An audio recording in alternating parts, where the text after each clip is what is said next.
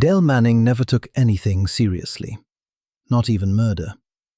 At 72, the retired machinist from Millstone County, Ohio, had spent decades building a reputation as the neighborhood fixture, the man who fixed bicycles for kids who could not afford repairs, who offered advice that nobody asked for, and delivered it with such complete self-assurance that people sometimes took it anyway. He had a laugh that carried across backyards. He had opinions about everything, and delivered them with the confidence of a man who had decided long ago that being certain was easier than being uncertain, and that loudness was a reasonable substitute for being right. When a younger neighbor named Gary Pollin disputed the property line and built a fence that Dell claimed crossed 6 inches into his yard, decades of that simmering pride boiled into something he could not walk back from. The .38 revolver he had cleaned every Sunday since 1987, the one he kept in the bedroom closet beside a box of his late wife's photographs, became the punctuation mark on a feud that the county surveyor's office could have resolved for $40 and a Tuesday afternoon. Through investigation, arraignment, and 3 weeks of trial, Dell Manning treated the Millstone County courthouse like a reunion he had been looking forward to. He winked at jurors. He called the prosecutor "kid." He cracked jokes to the bailiff about his hip replacement during recesses. When the guilty verdict came back on a Thursday afternoon, and the gallery held its breath, waiting for shock or regret, or something that resembled an acknowledgement of what had been established, Dell laughed, loud, long. The laugh of a man who had told better jokes in worse company and was sharing a punchline only he understood. The judge froze. The reporters did not. The cameras caught the smirk and the laugh and the specific quality of contempt it carried. The contempt of a man who believed that being old enough was the same as being beyond consequence. The sound that followed was not laughter. It was a gavel.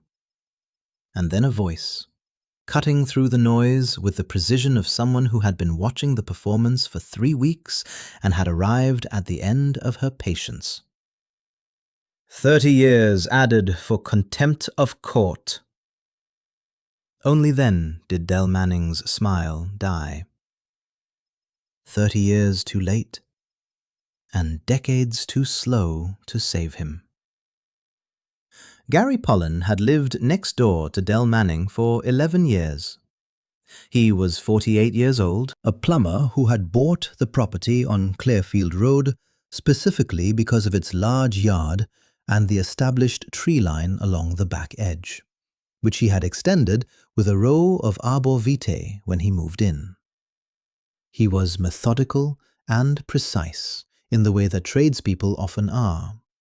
And when he had the lot surveyed 2 years before his death and discovered that the existing fence between his property and Dell's had been placed approximately 6 inches into his legal boundary, he had approached Dell about it in the direct but reasonable manner of a man who expected a direct and reasonable response. Dell Manning did not give direct and reasonable responses to things he considered challenges to his authority over his property and his person. He gave long responses, delivered at volume, that mixed historical grievance with personal insult in the specific way of someone who has never experienced the social consequence of talking too much. He told Gary Pollin, according to Gary's wife Sandra, who testified on the 8th day of trial, that the fence was where the fence had always been, and that anyone who thought a piece of paper from a county office was going to tell Dell Manning where his property ended was welcome to try it and see what happened. Sandra Pollin said these words quietly from the witness stand, looking at her hands. Gary Poulin had written a formal letter to the county zoning office 2 months before his death. He had also written a letter to Dell, delivered by hand, citing the survey results and requesting that the fence be moved or that a mutually agreed-upon resolution be reached. Dell Manning had read the letter on his front porch, according to his daughter Pam, and had said, without particular heat, the way a person says something they have already decided. That man's going to learn, one way or another. Pam Manning had thought, at the time, that her father meant he would pursue his own survey and counter the claim. She had not thought, at the time, that the sentence contained anything she needed to remember. She would remember it, eventually, in the witness chair. The shooting occurred on a Saturday afternoon in October.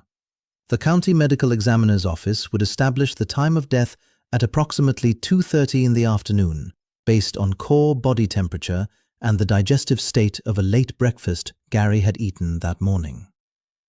Detective Maria Mora arrived at the Pollin property at 4:45, called by Sandra Pollin, who had come home from her sister's house to find her husband gone and the back gate open and something she could not name wrong in the quality of the yard's stillness. Mora was 44, a 14-year veteran of the Millstone County Sheriff's Department, who had developed, across those years, the specific skill of noticing what was absent from a scene as carefully as what was present. She walked the Pollin yard, looked at the gate, looked at the back of the house, and noted that the grass near the fence line on the right side of the yard had been flattened in a pattern inconsistent with ordinary foot traffic. The flattening was directional. She did not touch it. She called the forensic team. She spent 40 minutes interviewing Sandra Pollin in the kitchen, while Sandra's sister held Sandra's hand across the table. Sandra said Gary had gone to the backyard after lunch to work in the garden beds. She said she had left at 1:15. She said everything had been ordinary when she left. She said the word ordinary twice, and each time it sounded different. Mora walked the Pollin property again, then approached the Manning property from the neighboring angle and looked at Dell's yard from a different vantage. She stood at the fence line and looked at the ground on Dell's side. The gravel in the area adjacent to the fence was newer than the gravel further toward the house. She could tell by the color and the settling. The way freshly placed gravel sits differently from gravel that has been rained on through seasons, compacted and darkened. She photographed it from 7 angles and noted it in her report. Under the new gravel, the forensic team found drag marks in the earth, parallel furrows consistent with a heavy object being pulled across the surface, running from the direction of the fence line toward the area where Dell's truck was parked. The tire tracks in the soft earth matched the tread pattern of a 2019 Ford F-150. The distance from the property to the drainage ditch where Gary Pollin's body was eventually recovered corresponded with the truck's onboard computer mileage, which showed an 11-mile discrepancy from its last recorded reading. The gun, a .38 caliber Smith & Wesson, registered to Dell Manning since 1994, was recovered from a drainage pipe on the back corner of his property 3 days after the initial search. It was wrapped in a cleaning rag from his garage, identifiable by the specific solvent used, which matched an open can on Dell's workbench. A single shell casing was recovered from the area of the fence line, partially buried under the freshly placed gravel found in the secondary sweep of the property. Dell Manning, when Mora first spoke with him on the day after the shooting, was cooperative in the specific way of a man who believed cooperation was itself a performance of innocence rather than a meaningful engagement with the truth. He sat in his living room in the chair closest to the television, and he spoke to Mora with the relaxed directness of someone answering questions about a neighbor's plumbing issue rather than a neighbor's death. He said he had heard nothing unusual on Saturday. He said the gravel had been placed 6 weeks ago for drainage. He said Gary Polin was a difficult man, and he was sorry if something had happened to him. But he had been inside watching the game. What he did not know was that the game he claimed to have been watching had not started until 4 o'clock in the afternoon, and the medical examiner had placed the time of death at 2:30. Maura thanked him and left. She sat in her car 2 blocks away and wrote her notes.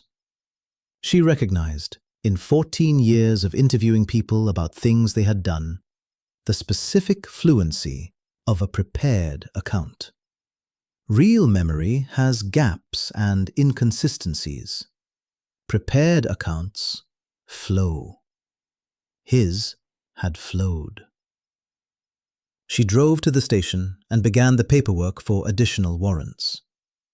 Then she called Dolores Finch and said, "This is deliberate, and the evidence is there. I need a few more days." Finch said, "Take them." The arrest came 8 days after the killing. Maura executed it herself at 8 in the morning. Dell answered the door in a flannel shirt and looked at the warrant and at the officers behind Maura. And he said, with the air of someone who has been mildly inconvenienced, "Well, you're persistent, I'll give you that." In the patrol car, he joked with the officers about his hip replacement. He said he hoped whoever replaced him on the neighborhood block watch committee would take the job as seriously as he had. At the station, in the interview room, he sat across from Maura and her partner and told a longer version of the story he had told before, adding now that Gary had rushed him, that the gun had discharged in the struggle, that he had panicked about what to do next. Maura said, "The entry angle of the wound is consistent with a downward-aimed shot from someone of your height, firing at someone of Gary's height in a stationary position. The contact stippling pattern indicates the barrel was held steady." Dell looked at her. He said, "You're a smart young woman." She said, "Thank you. You're under arrest." The arraignment took place in Millstone County Courtroom 2 on a Wednesday morning in November.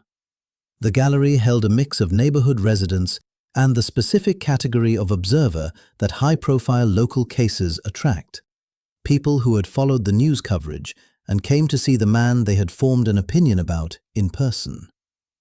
Sandra Polin sat in the front row with her 2 adult daughters, all 3 of them in dark clothes, all 3 of them looking at the defense table with the patient attention of people who had decided to be present for all of it. Dell Manning walked in with the deliberate ease of a person who had thought carefully about how to walk. He was 72 years old and broad-shouldered, and he moved with the slightly stiff quality of a man whose body was negotiating with age but had not yet conceded the argument.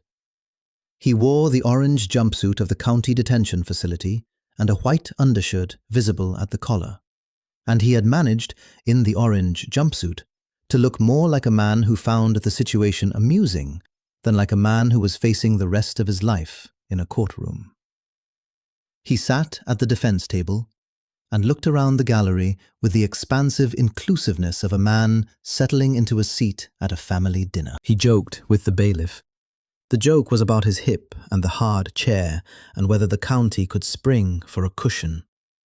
The bailiff did not laugh. Dell laughed for both of them. When the charges were read, Dell Manning leaned toward his defense attorney, a 61-year-old woman named Beverly Crane, who had been practicing criminal defense in Millstone County for 32 years, and who had taken this case with the specific private reluctance of a professional who can see what the case is before she has read the full file. And he said, loudly enough for the 3 nearest gallery rows to hear clearly, "You make it sound worse than it is, sweetheart." Prosecutor Dolores Finch, standing at the prosecution table, wrote 2 words on her legal pad. She drew a box around them. She looked at Del Manning for a moment, and then looked back at her notes. She said, later that evening, to her co-counsel as they reviewed the case materials, "He's not senile. He's smug. There's a specific difference, and we're going to make sure the jury understands it." The defense strategy was Beverly Crane's best available work in difficult conditions. She had two arguments. The first was confusion, the possibility that a 72-year-old man with documented hearing loss and a history of disorientation had not understood the full consequence of what he was doing when the gun discharged. This argument required her to maintain that the discharge was accidental, which required her to deal with the forensic evidence that the gun had been fired at close range, with the barrel within 2 feet of Gary Polin's chest, a distance and an angle inconsistent with an accidental discharge while handling. The second argument was the absence of clear premeditation. This argument required the jury to find that while Del Manning may have acted impulsively and fatally in a moment of rage, he had not planned it in advance. This argument was significantly damaged by the evidence the prosecution had assembled and would be destroyed entirely by the footage. She had discussed both arguments with Del in the pretrial meetings. He had listened with the patient attention of a man who found the legal strategizing interesting in the same way he found home renovation shows interesting, as content he could evaluate from outside without being genuinely engaged in it. In the 5th pretrial meeting, Crane had said to him, directly and without the hedging she typically used with clients who were frightened, "Del, the evidence against you is significant. The drag marks, the gravel, the tire tracks, the ballistics. The jury is going to hear all of it. I need you to take this seriously." Del had looked at her and smiled.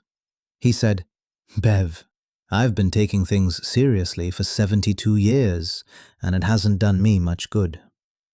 I'll try it my way." She said, "Your way is going to put you in prison."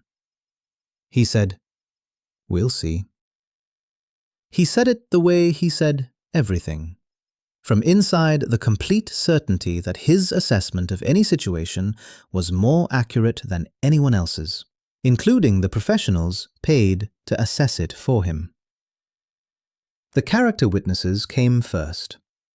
8 people who had known Del Manning across the decades. Neighbors and former co-workers from the machine shop, and 2 men from the VFW post, where Del had been a member since 1978, came to the stand and described him in the language of the warmly remembered neighbor. He fixed things for people. He remembered names. He had organized a neighborhood cleanup 3 years ago and had worked alongside the teenagers with his own shovel.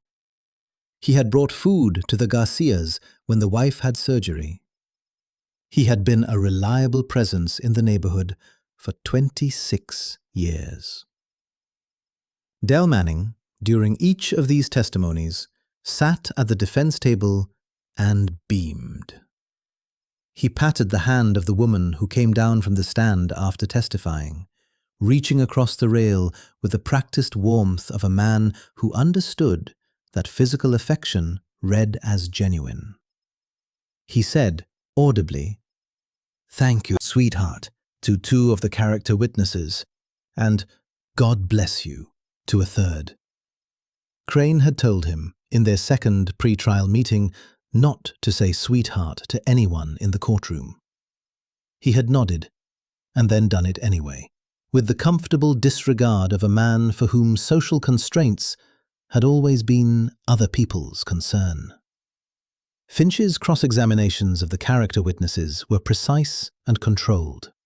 She asked each of them, at the end of their testimony, whether they had been aware of the documented disputes between Del Manning and Gary Polin. Most of them had known about the fence argument in general terms, She asked whether any of them had heard Dell make statements about Gary Pollin in the months before the shooting. One of them, a VFW member named Ted, who had been friends with Dell for 15 years, said that Dell had once mentioned at the Post that the fence situation was going to get settled one way or another. Finch thanked him and sat down.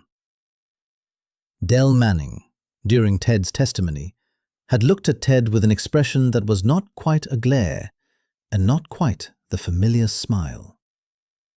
Ted did not look back. The forensic pathologist, Dr. Wendell Gaines, testified on the 5th day. He was 63, thin, and possessed of the specific calm that comes from a career in a field requiring equanimity around death. He walked the jury through the medical examiner's findings in the methodical sequence of a person who has testified many times and knows the pace at which juries can absorb technical detail. He described the single gunshot wound to Gary Pollin's chest. He described the entry angle, consistent with a shooter of 5 feet 9 inches, firing at a lower target in a stationary position. He described the contact stippling pattern around the wound, which indicated a steadily held weapon at close range. He said the wound was not consistent with a struggle or an accidental discharge during handling. During Dr. Gaines's testimony, Dell Manning hummed. Quietly, absently, the hum of a person whose mind is elsewhere. Beverly Crane touched his arm and he stopped. Several jurors had heard it. Dorothy, the retired schoolteacher in the 4th juror's seat, made a note. Detective Mora took the stand on the 6th day. She walked the jury through the timeline of the investigation, from the initial call to the search warrant to the recovery of the body. She described the drag marks under the new gravel. She described the tire track analysis. She described the shell casing recovery and the forensic confirmation that it had been fired from Dell's registered revolver. She described the gun's recovery from the drainage pipe, wrapped in the cleaning rag bearing traces of the specific solvent from Dell's workbench. She described the interview at the station and how Dell's account of a struggle was inconsistent with the forensic evidence in specific, articulable ways. The entry angle, the stippling pattern, the absence of defensive wounds on Gary Pollin's hands. Dell Manning, during Mora's testimony, called her the young lady when he whispered to Crane. Crane wrote "stop" on her notepad. He looked at it. He did not stop. Sandra Pollin's testimony on the 7th day was brief and carried weight in inverse proportion to its length. She described the morning of the shooting, the ordinary detail of breakfast and a conversation about her sister's house. She described coming home to the open gate. She said, at the end, that the 6 inches of property line Gary had died over could not be seen when you stood at the fence. She had gone out and looked.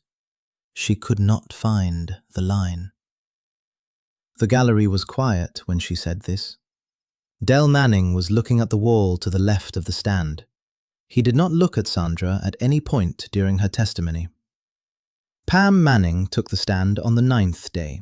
She testified about the phrase her father had used after reading Gary's letter. "That man's going to learn one way or another." She testified that she had not thought it was a genuine threat at the time. Finch said, "Do you think it was a threat now?" Pam Manning looked at her hands. She said, "Yes."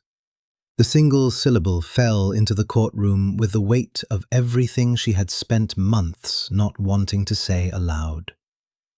Beverly Crane's cross-examination established that the phrase was linguistically ambiguous. Pam agreed it could be interpreted multiple ways. She also said, when Crane sat down, that she did not interpret it that way now. Judge Whitmore allowed the addendum. Then came the grandson. Dell's grandson was 19 years old, named Marcus, and he had been living with his father, Dell's son, on the other side of Millstone County. He came to court in a dress shirt that was slightly too large, and the specific, composed nervousness of a person who has made a decision and is committed to it regardless of how it feels. He testified that his father had asked him, in the weeks after Dell's arrest, to look at the home security system to check whether any footage needed to be deleted. He testified that his father had been unclear about which files he meant. He testified that Marcus had copied everything from the system's hard drive to his own laptop before deleting anything, because he had not been sure which files his father wanted gone, and because something about the request had unsettled him. He said he had kept the copied files for 4 months. He said he had eventually called the tip line for the Millstone County Sheriff's Department and told them what he had. He said it in the voice of someone who had spent 4 months preparing to say it, and was relieved in the specific, complicated way that people are relieved when they do difficult things, to have said it. Dell Manning watched his grandson testify from the defense table, and his expression was the most genuinely complicated thing he had shown in 9 days of proceedings. It was not quite anger, and not quite confusion.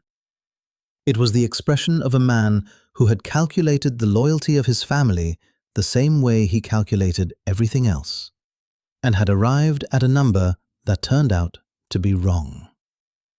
The footage had been submitted as evidence and authenticated. The tech expert, a digital forensics specialist named Dr. James Ewan from the Ohio Bureau of Criminal Investigation, testified on the 9th day that the footage was continuous and unedited. He had examined the file metadata, the compression pattern, the timestamp sequence, and the pixel continuity across the footage's entire duration. He had found no evidence of cutting or insertion or any manipulation of any kind. He had verified that the timestamp on the footage aligned with the county medical examiner's established time of death within the expected range. He said, "The recording is authentic."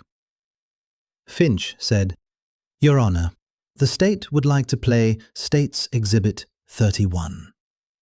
Judge Whitmore said, "Proceed."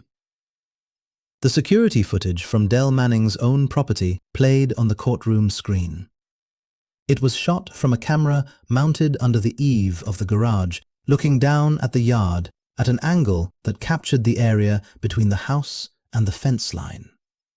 The footage was somewhat grainy in the manner of residential security systems, but clear enough.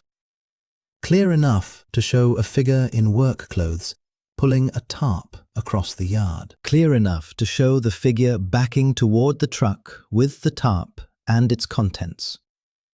Clear enough that when the figure paused and looked toward the fence line, the face was identifiable as Dell Manning's face, and the audio captured through the camera's microphone, faint but present and later enhanced by the forensic lab, was audible as his voice, saying, with the satisfied finality of a man who has completed something he intended to complete, "That'll shut him up about the fence."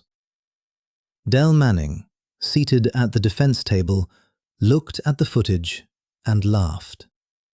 He laughed the way he had laughed at everything in this courtroom, from the baseline of a man who had decided the proceedings were, essentially, entertainment.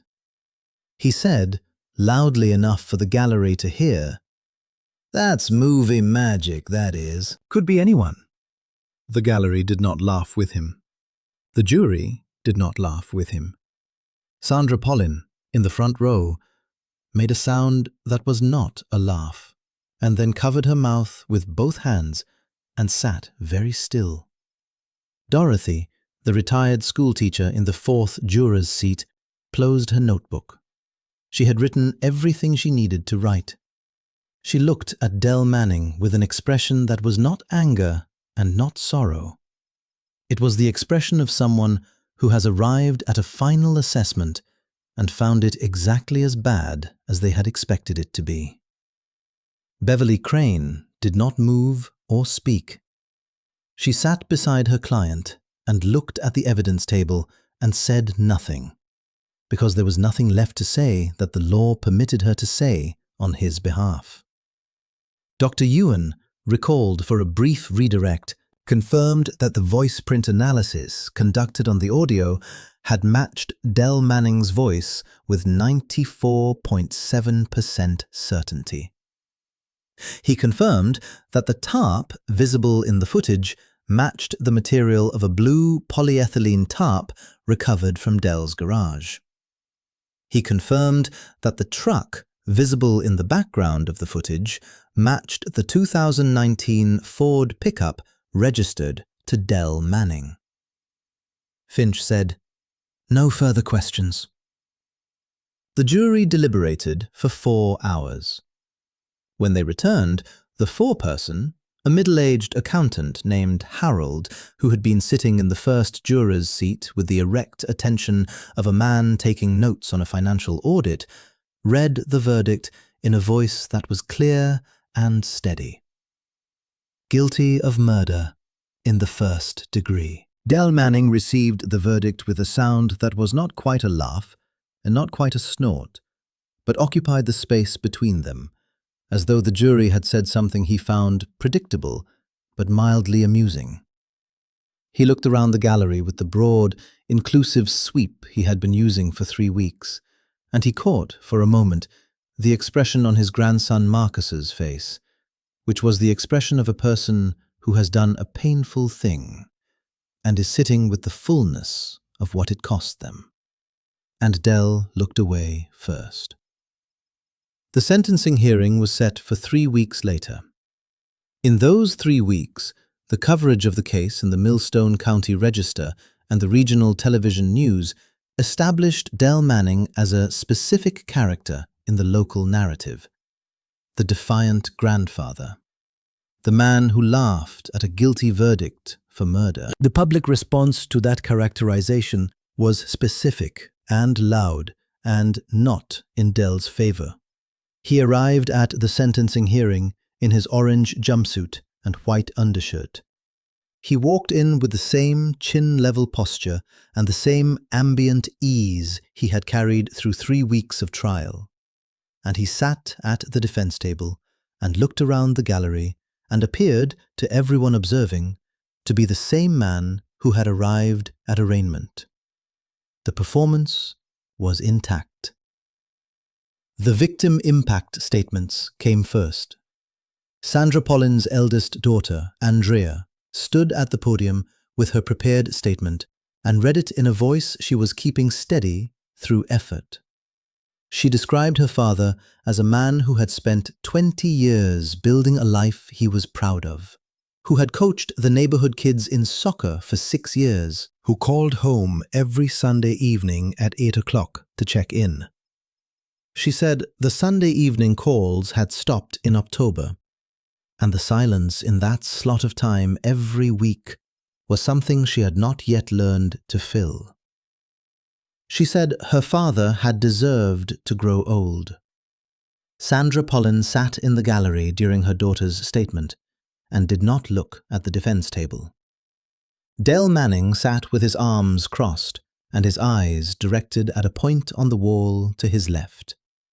At one point, when Andrea described the soccer coaching, Del's chin moved slightly, as though he was about to say something, and Beverly Crane put a hand on his forearm without looking at him, and he did not say it. Judge Carol Whitmore began the sentencing address after the victim impact statements were complete. She had presided over the Millstone County bench for 22 years.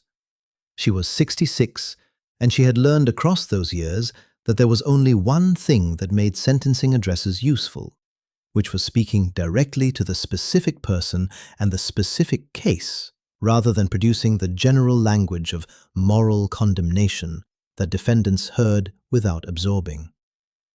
She had decided what she needed to say about Del Manning specifically, and she said it.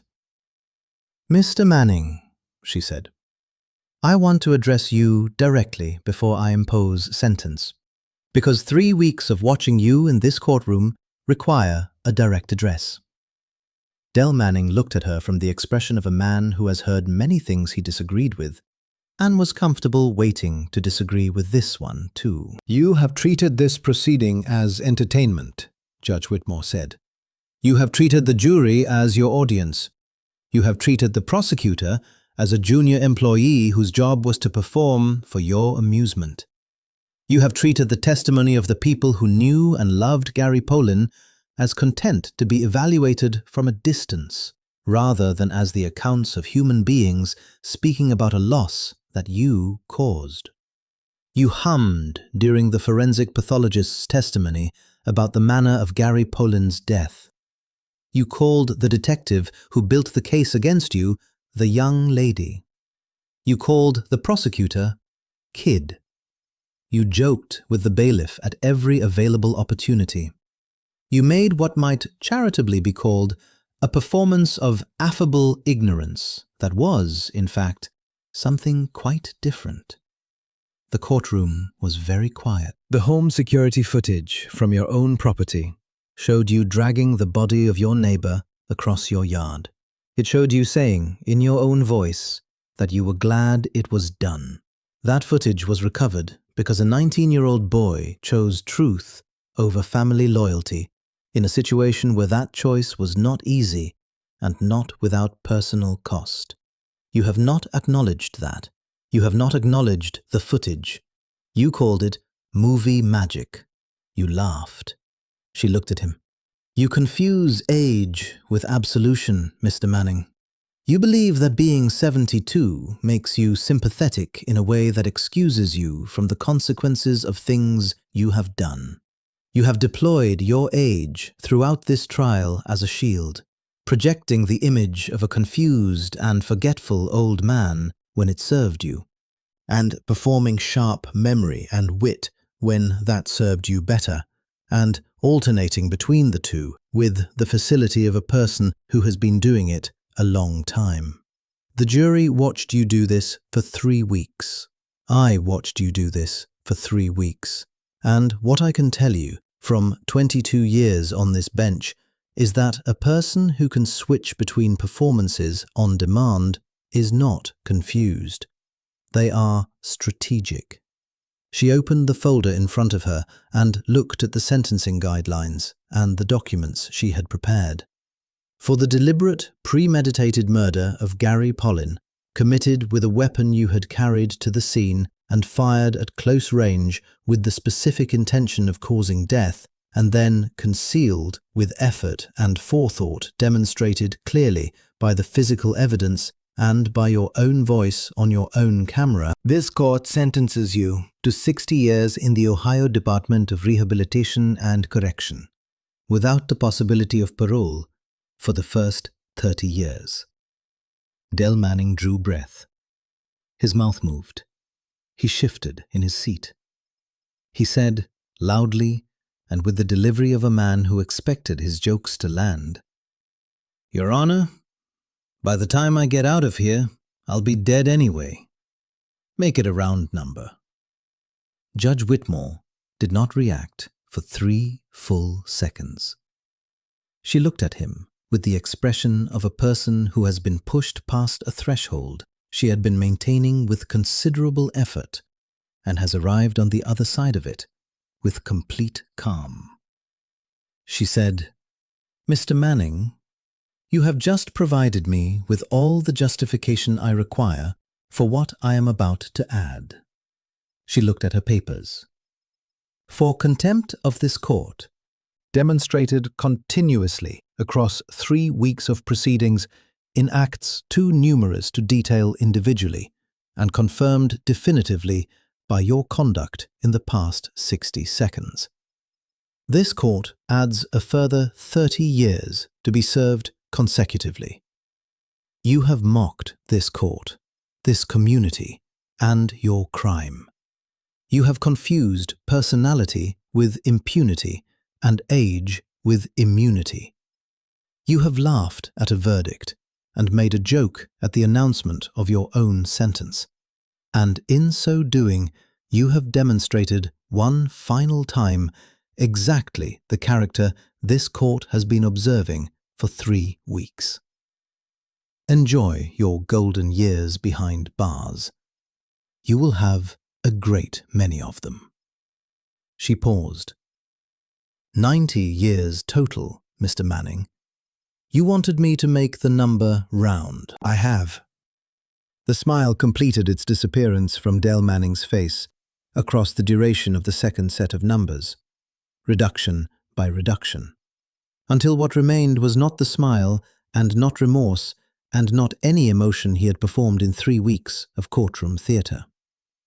It was the face of a man who has made a final miscalculation and understood, at the moment of understanding, that it was the last one he would have the opportunity to make in a room like this one.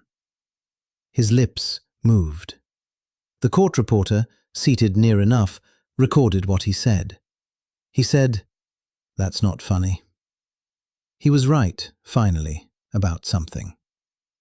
In the weeks that followed, 2 things happened. The first was that Pam Manning, in a statement to the Millstone County Register, said what she had said in the victim impact statement in different and more public words. She said that she had watched her father use the expectations of other people, their expectation that an older man was automatically a gentler one, their expectation that familiarity and warmth were the same as goodness, as a shield for a long time. She said she was sorry it had taken this long for the shield to be removed. She said she was sorry for Gary Pollin's family, and she said it without the defensive hedging of someone trying to protect her own position. She said it plainly. The second thing was the introduction of Ohio House Bill 2247, a piece of legislation proposed by a state representative from the Millstone County District who had watched the trial coverage with the attention of someone looking for a bill to write. The bill proposed mandatory review of sentencing in cases where defendants demonstrated consistent courtroom contempt during trial proceedings, requiring judges to document the conduct and consider it as an aggravating factor in sentencing recommendations. The bill passed committee 6 months later. The representative cited the Manning case in her floor speech. Detective Mora gave a single statement to the regional news outlet the week after sentencing. She said that the case had been solved through physical evidence, digital forensics, and the courage of a 19-year-old who understood that the truth mattered more than protecting a grandfather who had decided it did not. She said nothing more elaborate than that. She did not need to. Dolores Finch went back to work on the Monday following sentencing. She had 3 active cases and a preliminary hearing the following week. She kept the Manning file on her desk for 5 days before filing it. Not because she needed to review it, but because of the quality the verdict had left in the room. The quality of something finally settling into its correct position after a long time out of place. She wanted to acknowledge that before she moved on. She filed it on a Friday and left the office at a normal hour and drove home through Millstone County's ordinary evening. Courtroom 2 was empty by 5 o'clock. The defense chair beside the evidence table stood vacant. The gavel rested on the bench, silent. The silence of an instrument that has done its work and returned to rest. The gallery benches held no one. On the evidence log, State's Exhibit 31 remained catalogued, the security footage from Del Manning's own property, time-stamped and authenticated, showing a man dragging a tarp across his own yard and saying, clearly and with satisfaction, exactly what he had done and why he had done it. He had said it to himself, in his own backyard, on his own camera, in the absolute certainty that no one who mattered would ever hear it. The certainty was wrong. It had been wrong from the moment his grandson made a copy of the file, and wrong at every moment since, through every joke and every wink and every sweetheart and every hum during testimony and every smirk at cameras and every laugh at verdicts. The certainty had been wrong, and 90 years was the specific shape of how wrong it was. The courtroom clock marked the seconds with the indifference of mechanisms. It had marked them through arraignment and trial and verdict and sentencing, and it would mark them through the empty evenings that followed, and the full mornings of the next case, and all the days that came after, counting forward into the time that Del Manning would spend behind bars, which was a very long time, which was, effectively, all the time he had left. The gallery lights went off in their automatic sequence. The room held the ambient light of the hallway through the gap at the bottom of the main door. In the near dark, the empty chair cast no shadow that was not entirely ordinary. The echo of a once defiant laugh faded into the acoustics of an empty room, and then faded further into nothing. And then there was only the clock and the silence and the 90 years ahead of a man who had, finally, at the age of 72, run out of punchlines. The additional context behind the footage deserved its own telling. Marcus, Del's grandson, had been 19 years old when his father asked him to look at the home security system and see if any files needed clearing. His father had been vague about which files, and that vagueness had unsettled Marcus in the specific way that things unsettle 19-year-olds who are paying more attention than the adults around them expect. He had not asked questions. He had made a copy of everything on the hard drive to his own laptop first, before he deleted anything, because the copying felt like a hedge against something he could not yet name. He had kept the copied files for 4 months. He had opened them once, in his apartment at 11 at night, and watched what was on them. And then he had closed the laptop and sat in the dark for a long time. He had called the tip line the following week. He had given them his name and what he had, and the contact information for his attorney, because he had thought, correctly, that he would need one. He had come to trial and sat in the witness chair in the dress shirt that was slightly too large and told the jury what he had done and why. He said he had kept the files because he was not sure. He said he had eventually made the call because he had decided that being sure in the wrong direction was worse than being sure in the right one. He said he was 19 and he had not known what to do, and eventually he had known. Del Manning watched his grandson testify with the most complicated expression he had displayed in 10 days of trial. It was not anger. It was not quite grief. It was the face of a man discovering that the map he carried of his own family was significantly less accurate than he had believed. The tech expert, Dr. James Ewan, confirmed the footage's authenticity on the 9th day. He walked the jury through the metadata analysis, the compression pattern, the timestamp sequence, and the pixel continuity across the recording's entire duration. He found no evidence of alteration. He confirmed the timestamp aligned with the established time of death within the expected window. He confirmed the voice print analysis had matched Del Manning's voice at 94.7% certainty. He confirmed the tarp visible in the footage matched the blue polyethylene tarp recovered from Del's garage. The jury deliberated for 4 hours.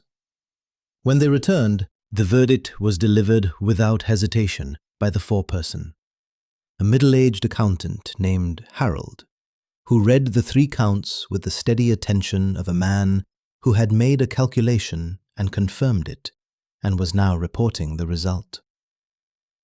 Guilty of murder in the 1st degree. Del Manning received this verdict with the sound that was not quite a laugh and not quite a snort. The sound of a man who found the predictable mildly amusing. He looked around the gallery with the broad sweep he had been using for 3 weeks. He caught, for a moment, the expression on his grandson Marcus's face, which was the expression of someone who has done a painful thing and is sitting with the fullness of what it cost. And Del looked away first. 3 weeks later, at sentencing, he arrived with the same walk and the same posture and the same performance. 90 years ago, before the gavel fell, the man who had never taken anything seriously sat in that courtroom and made one final joke, asking the judge to make the number a round one. And the judge took him up on it, in the only way the law permitted, by making a round number out of an existing one. 90 years. No parole for the first 30. When it was said, the smile completed its disappearance from Del Manning's face for the first time since he had walked into Millstone County's justice system. His lips moved. The court reporter, seated near enough, recorded the words. He said, "That's not funny." It had not been funny for a long time. It had not been funny when Gary Polin answered his back gate and found his neighbor standing there with the revolver. It had not been funny when Sandra Polin came home to an open gate and a stillness she could not name. It had not been funny when Marcus sat in the dark with a laptop and the decision he had not yet made. It had not been funny in any moment of the long months between October and sentencing day. Only Del Manning had been laughing, and now he was not. And the silence that followed the laughter had the quality of something permanently changed. Beverly Crane gathered her papers and left through the side door without looking back. She had done her job. The job had not been enough, because some jobs are not enough, regardless of how well they are done, and the limit was not in the doing, but in what the doing had to work with. Del Manning was led past the cameras. He did not look at them. He was led past Sandra Polin and her daughters in the front row, and he did not look at them either. He passed Marcus, who sat with his hands folded and the expression of someone who has accepted the cost of what they have done. And Del did not look at his grandson. He walked through the door. It closed. In the weeks after sentencing, Pam Manning's public statement received more attention than she had expected. She had not written it expecting an audience. She had written it because she had things to say that she had not been able to say fully in the witness chair, and because she felt she owed them to Gary Polin's family in some form. She said that she had watched her father use the expectation of other people, their instinct to extend benefit of the doubt to older men, their willingness to read warmth as goodness, as a buffer against consequence for a long time. She said she was sorry it had taken this long for the buffer to be removed. She said it without qualification or self-protection. Ohio House Bill 2247, introduced by a state representative from the Millstone County District who had watched the trial coverage closely, proposed mandatory review of sentencing in cases where defendants demonstrated consistent courtroom contempt. The bill cited the Manning case in its supporting materials. It passed committee the following spring and moved to the full chamber with broad bipartisan support, which was unusual for criminal justice legislation, and which several commentators attributed to the quality of the example the Manning case provided. When contempt is visible enough that a jury can see it, when it extends across 3 weeks of proceedings, when it culminates in a defendant making a joke in the middle of his own sentencing hearing, the argument for accounting for it writes itself. Detective Mora gave a single statement to the regional news outlet after sentencing. She said that the case had been solved through physical evidence, digital forensics, and the courage of a 19-year-old who had decided that truth mattered more than protecting a grandfather who had decided it did not. She said this in one sentence and did not elaborate. It did not require elaboration. Dolores Finch went back to work on the Monday after sentencing. She had 3 active cases. She kept the Manning file on her desk for 5 days before filing it, not because she needed to review it, but because of the quality that the verdict had left in the room. The quality of something finally arriving in its correct position after a long time out of place. She wanted to acknowledge that before she put it away. The courthouse emptied by 5 o'clock. The defense chair beside the evidence table was vacant. The gavel rested on the bench. The gallery held no one. On the evidence log, State's Exhibit 31 remained catalogued, the security footage from Del Manning's own property, authenticated and time-stamped, showing a man dragging a tarp across his yard and saying, with the satisfaction of someone who has finished something they intended to finish, exactly what he had done and why he was glad he had done it. He had said it in his own backyard, in his own voice, on his own camera, in the complete certainty that no one who mattered would ever hear it. He had been wrong about that certainty, the way he had been wrong about all the others. The certainty that charm was the same as goodness. The certainty that age was the same as absolution.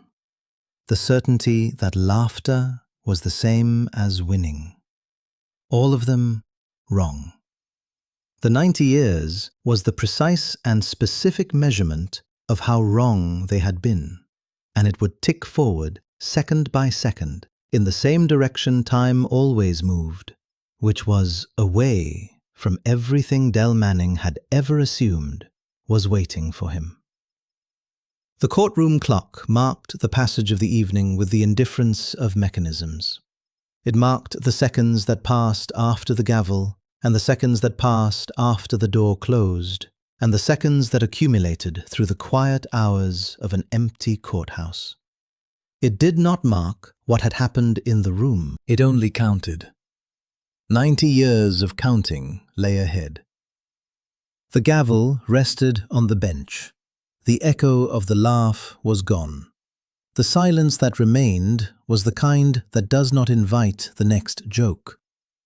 There was a particular irony in the home security footage that Dolores Finch had thought about more than once since the case ended, and that she mentioned once, briefly, to her co-counsel in the parking lot the week after sentencing, and then never mentioned again, because it did not need to be mentioned more than once. Del Manning had installed that security camera system 3 years earlier, during a period when there had been a series of minor property crimes in the Clearfield Road neighborhood. He had installed it because he was concerned about his property being encroached upon, about outsiders violating the boundary of what was his. He had installed it to watch the edges of his world and document anything that threatened them. The footage he recorded on himself was the footage of a man who had ended the most serious encroachment he could imagine, in his estimation, and was marking the completion of the act for his own private record. He had no intention of the camera seeing this. He had simply forgotten, in the way people forget systems they rely on but do not think about, that the camera was running. He had built the surveillance of his property to protect himself from the world. In the end, it had protected the world from him.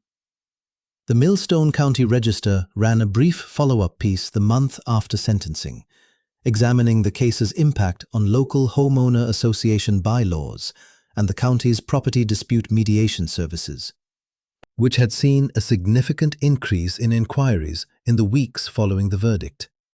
People who had disputes with neighbors over fence lines and tree roots and shared driveways had apparently been motivated by the case to seek mediation, rather than to let the disputes calcify over years into something dangerous.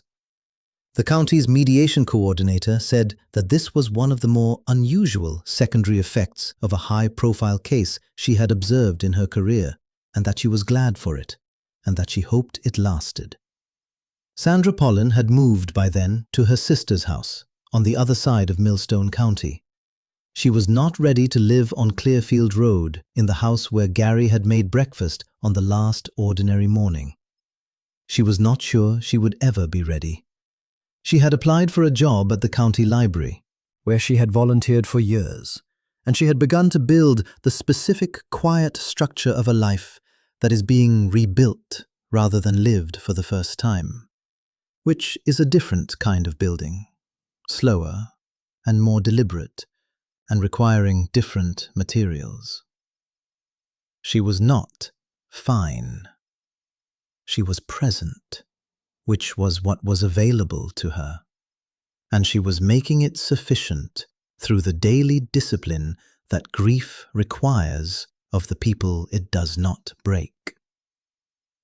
Marcus, Dell's grandson, had transferred to a different college program.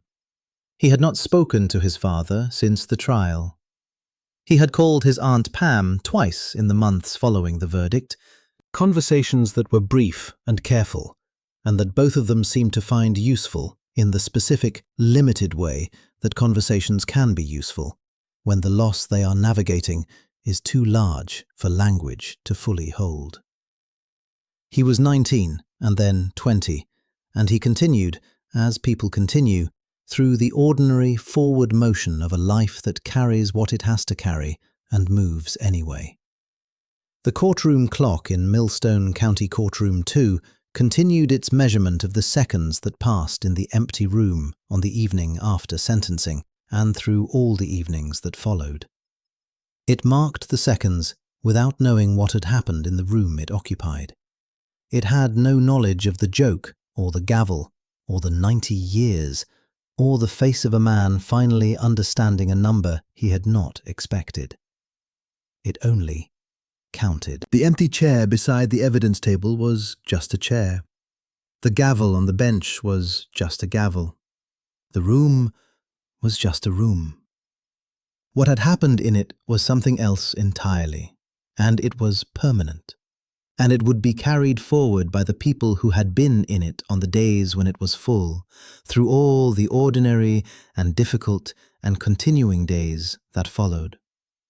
Dell Manning would carry it too, in the specific involuntary way that people carry things that happened to them, forward through the decades of his sentence, in whatever rooms and routines the next chapter of his life arranged itself into.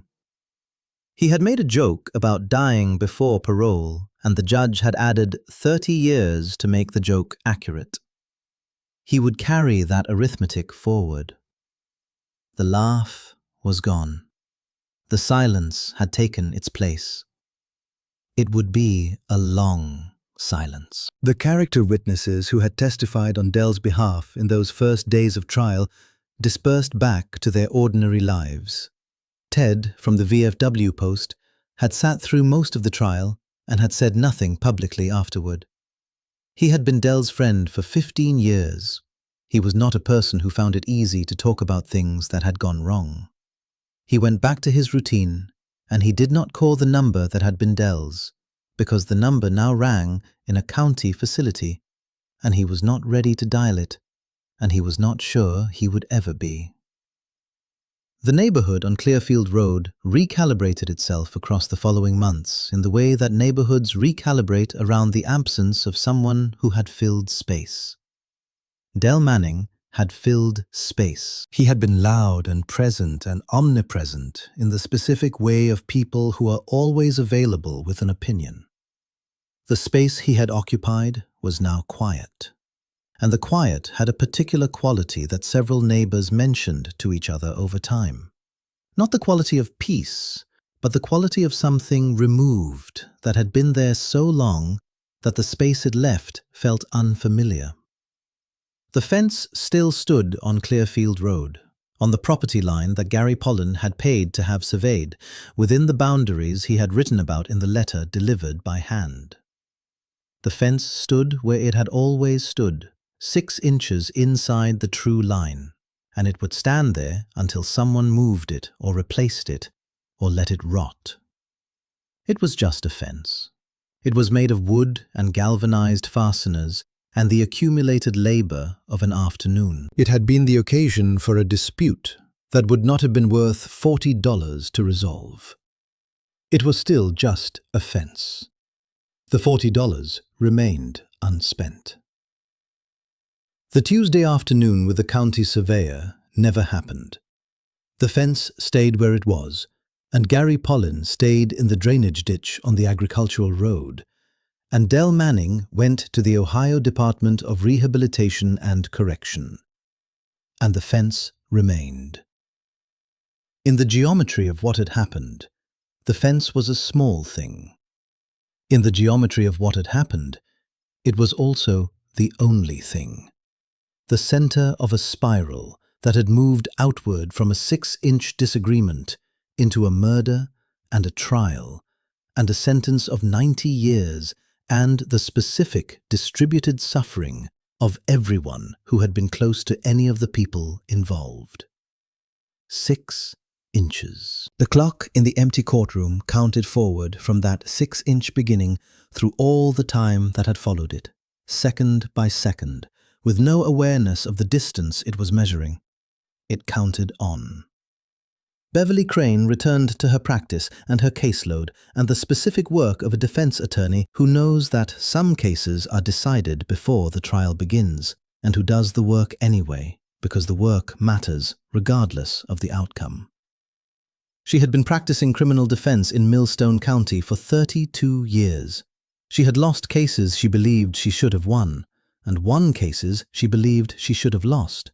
And she had learned across those 32 years the particular equanimity that comes from understanding that the work is the thing and the outcome is the outcome, and they are related but not identical. The Manning case was the outcome she had expected from the first day she read the file. She had done the work regardless. The work was what she had. Millstone County went about its ordinary life in the weeks and months after the sentencing, as counties do, absorbing what had happened into the larger fabric of local memory and moving forward. Cases like the Manning case do not transform communities. They accumulate as memory and as lesson, and as the particular shared knowledge that shapes how a place understands itself. Millstone County understood itself, in the months following the verdict, as a place where a fence dispute had become a murder, and where the cameras of the murderer had testified against him, and where a 19-year-old boy had chosen truth over family, and where a judge had added 30 years to a sentence because the defendant made a joke.